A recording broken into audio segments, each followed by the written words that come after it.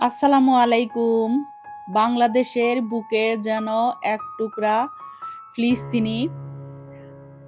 বাংলাদেশিরা ফিলিস্তিনির ওপর যে অত্যাচার হচ্ছে তার প্রতিবাদে এই আয়োজন, এই গণসমাবেশের ডাক দিয়েছে। এখানে লাখ লাখ মানুষ এসেছে। ঢাকা ইউনিভার্সিটি যে রাজু ভাস্কর্য, টিএসসি, সরারদি উদ্যান, ওইখানে সবাই সমাবেত হয়েছে। সমাবেত হয়ে তারা গণমিছিল করবে সেই জন্য। আর ফিলিস্তিনির উপর যে অমানবিক অত্যাচার হচ্ছে তার প্রতিবাদে জাতিসংঘের কাছে বিচার চেয়ে এই গণমিছিল হচ্ছিল। তো আমি এখানে কিভাবে গেলাম? আমি গিয়েছিলাম আমার মেয়ের সাথে। দোয়েল চত্বর সরারদির ঠিক অপোজিটে আমার মেয়ের কৃষি গুচ্ছ পরীক্ষা ছিল।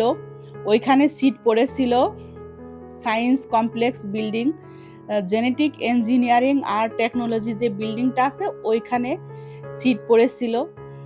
তো ওইখানে গিয়েই আমি এই পরিস্থিতির সম্মুখীন হই। আর আমার যেতে প্রায় 4 ঘন্টা মতো সময় লেগেছিল। আমার মেয়ে 20 মিনিট মতো পরীক্ষা দিতে পেরেছিল। আমি ঠিক টাইম মতো পৌঁছাতে পারিনি।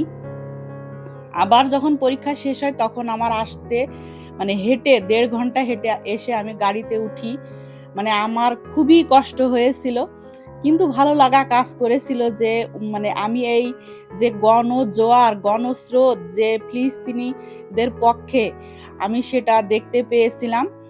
আরও দেখতে পেয়েছিলাম যে এখানে সবাই পানি বিতরণ করছিল, সবাইকে পানি দিচ্ছিল। প্রচুর গরম ছিল, তো ফ্রি ফ্রি সবাইকে পানি দিচ্ছিল, আখের রস দিচ্ছিল। তো সেগুলো আবার একটু ভিডিও করেছিল। এই ভিডিওটা আসলে করেছিল রীতি। তারপরে দেখলাম মাস্তুল ফাউন্ডেশনের পক্ষ থেকেও পানি বিতরণ করা হচ্ছে। তো সবাই আসলে সহযোগিতা করছিল, নিজ ইচ্ছায় সবাই এখানে এসেছে। সবাই এই গণজোয়ারে অংশগ্রহণ করেছে, আল্লাহর কাছে দোয়া চাচ্ছিল। আর ইসরায়েলের বিরুদ্ধে তারা এই প্রতিবাদ মিছিল করছিল। তো এই পরিস্থিতির মধ্যে আমি পড়ে গিয়েছিলাম, কিছুই করার নেই। অনেক কষ্ট করে ওখান থেকে বের হয়ে আসতে পেরেছিলাম। শুধু আমি না, আমার মতো আরো হাজার হাজার গার্জিয়ানও ছিল। তাদের বাচ্চাদের পরীক্ষার জন্য তারাও গিয়েছিল আমার মতো, তারাও এই পরিস্থিতির মধ্যে পড়েছিল। আমরা সবাই মিলে ফিলিস্তিনিদের জন্য দোয়া করব। আমার এই ভিডিওটা যারা দেখবে, যাদের চোখে পড়বে, তারা সবাই ফিলিস্তিনিদের জন্য দোয়া করবেন। আর ভিডিওটা এই পর্যন্তই থাকলো। আল্লাহ হাফেজ।